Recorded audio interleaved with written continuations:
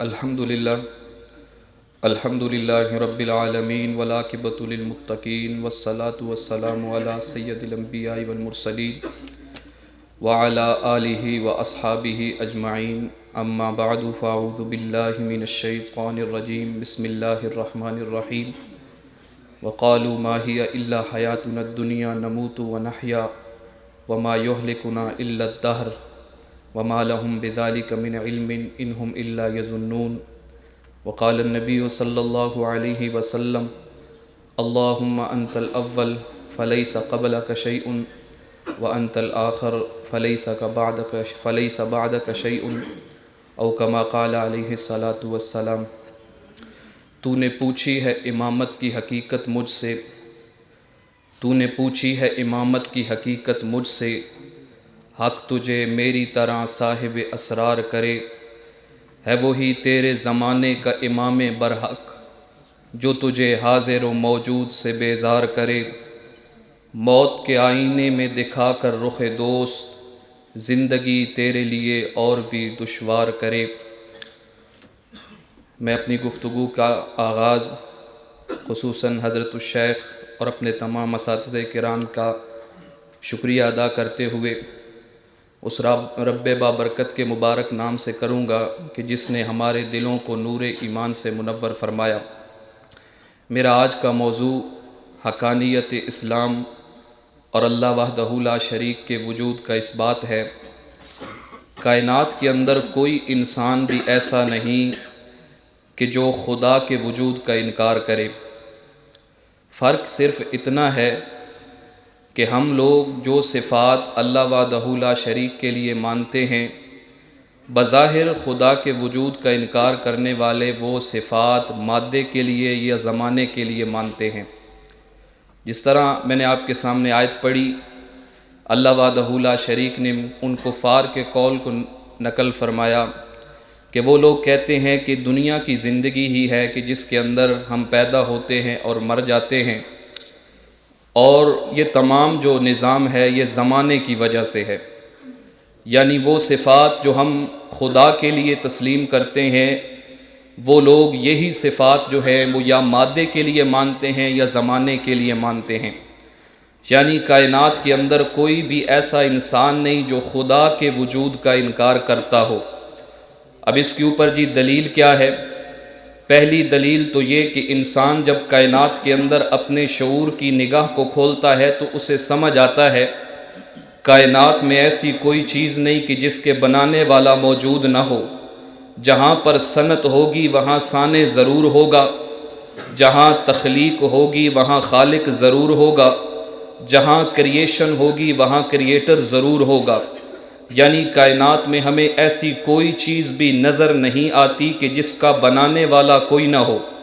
ہر چیز وہ جو حادث ہے اس کے بنانے کے لیے اس کا خالق ضروری ہے، اس کا کریٹر ضروری ہے جو اس کو تخلیق کرے اور وجود میں لے کر آئے۔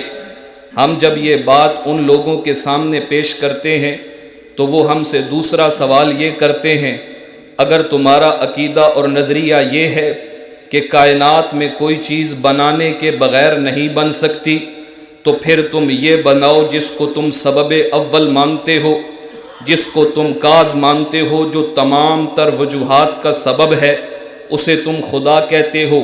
تو پھر تمہارے اپنے قاعدے کے مطابق تمہارے خدا کو کس نے بنایا ہے؟ تم خود ہی تو کہتے ہو بھئی کوئی چیز بنانے والے کے بغیر نہیں بن سکتی، پھر خدا کو کس نے بنایا ہے؟ اس کا جواب ہم دیتے ہیں کہ بھئی بات سمجھو، تم ہماری بات کو سمجھے ہی نہیں۔ اگر بات کو سمجھ جاتے تو پھر یہ سوال نہ کرتے۔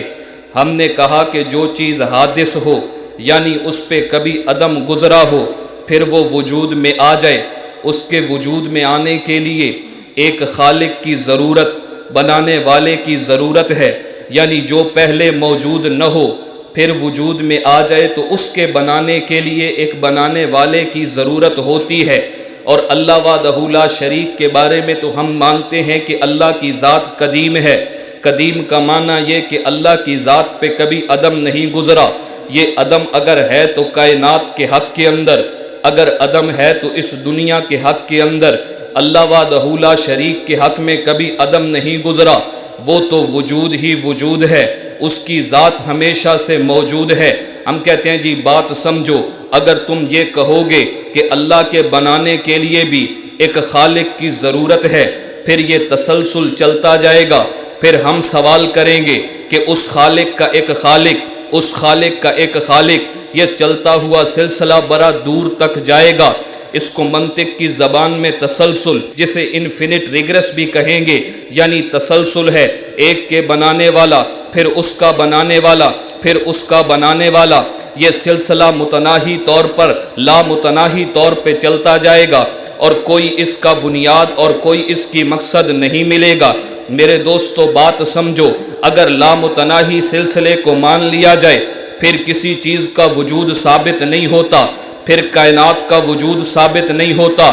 اگر لا متناہی سلسلے کو مان لیا جائے، پھر دنیا کا وجود ثابت نہیں ہوتا، پھر میں اور آپ دنیا کے اندر نہیں آتے۔ میرا اور آپ کا یہاں موجود ہونا اس بات کی دلیل ہے کہ ہم سے پہلے لا متناہی سلسلہ نہیں ہے، بلکہ ایک انتہا ہے، اور اس انتہا کو ہی اللہ کی ذات کہتے ہیں۔ اس انتہا کو ہی اللہ کی ذات کہتے ہیں۔ تو اب بات سمجھ آئی، اللہ وحدہ لا شریک کی ذات کو بنانے والا کوئی نہیں، وہ واجب الوجود ذات ہے۔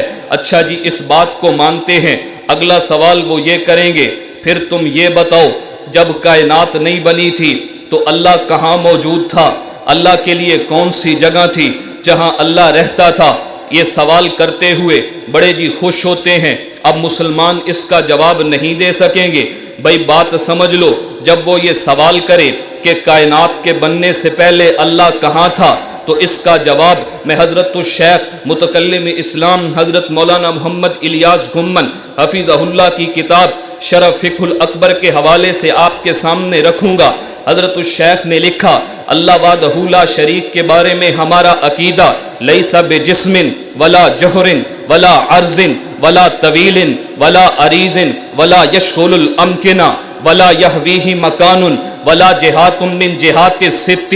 اللہ جسم سے پاک ہے، اللہ نہ جوہر ہے، اللہ نہ عرض ہے، وہ طویل و عریض ہونے سے پاک ہے۔ مجھے ایک قاعدہ پتہ چل گیا، جسم کے ساتھ کیفیات، اس کا تعلق مخلوق کے ساتھ ہے۔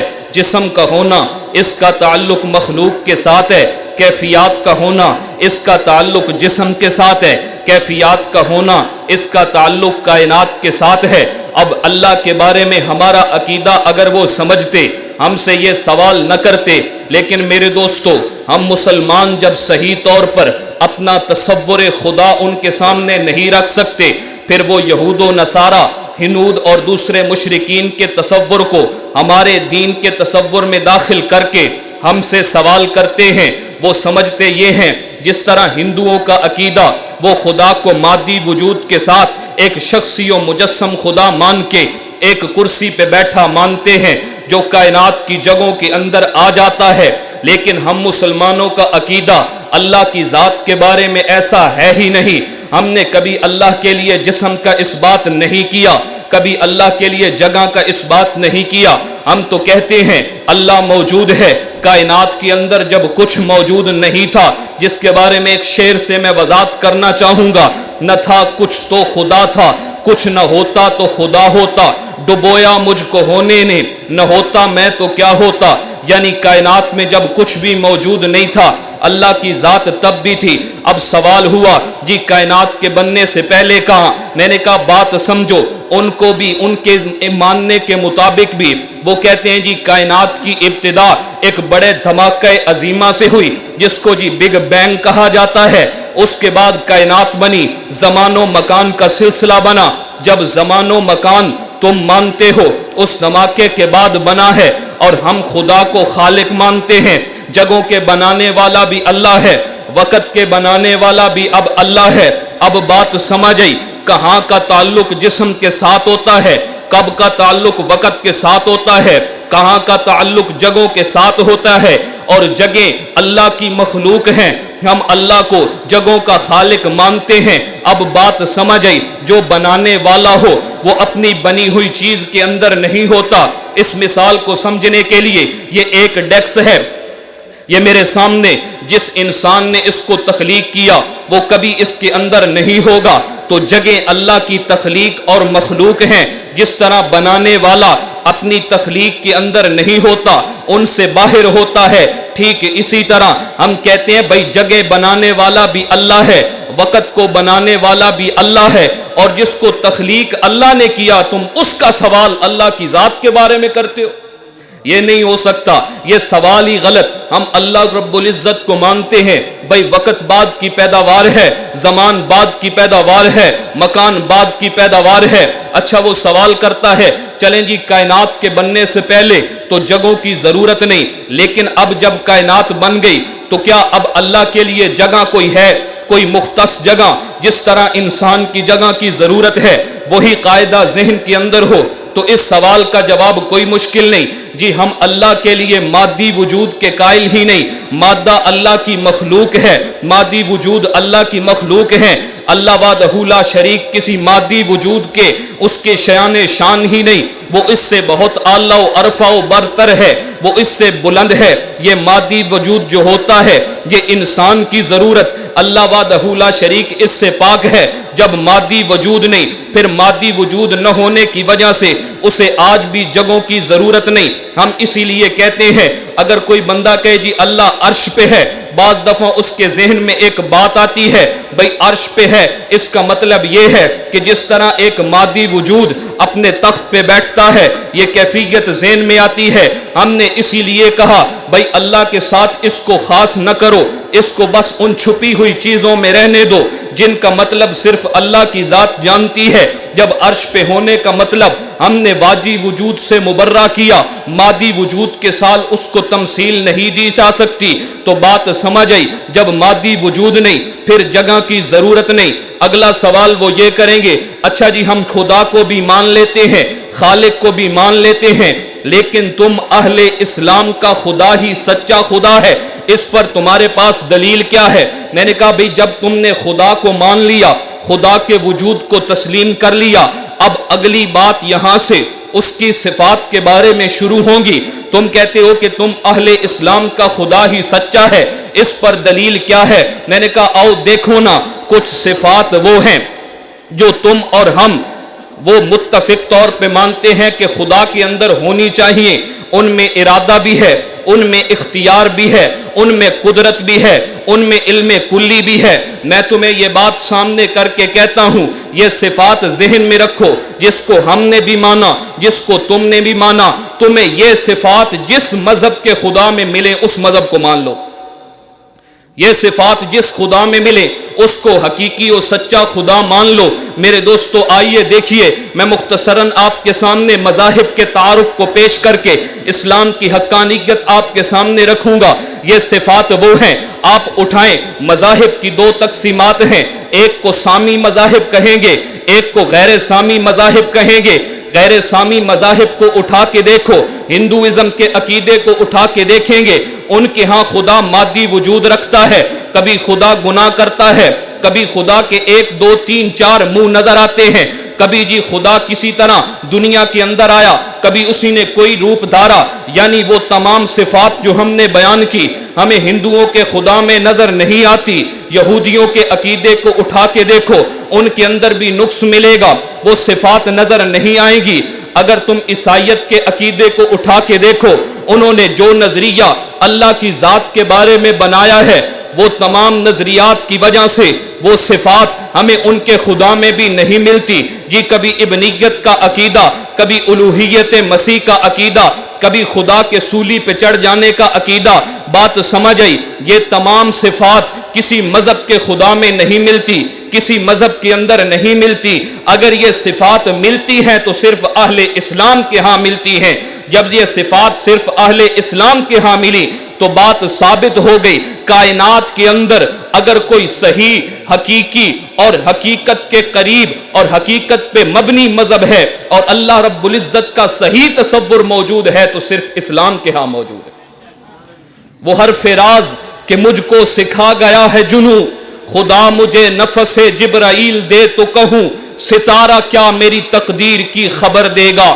کہ وہ خود فراخی افلاک میں ہے خوار و زبوں. فرمایا وہ ستارہ کیا بتائے گا کائنات کیا ہے، وہ خود فراخی افلاک میں خوار و زبوں ہے. اور فرمایا کہ یہ کائنات ابھی ناتمام ہے، شاید کہ آ رہی ہے دمادم صدائے کن فیکون. کائنات کے بنانے والی ذات اتنی بلند ہے کہ اس کو دنیا کی کسی چیز پہ قیاس کرنا یہ عقلی طور پر محال ہے. میرے دوستو بات یاد رکھنا، اللہ وحدہ لا شریک کی ذات بھی برحق ہے، اہل اسلام کا نظریہ بھی برحق ہے، اور اسلام کی اقدار بھی برحق ہیں. تو بس بات سمجھ ہو گئی، اگر کائنات میں کوئی سچا مذہب موجود ہے تو وہ صرف اسلام موجود ہے. وآخر دعوانا الحمدللہ رب العالمین.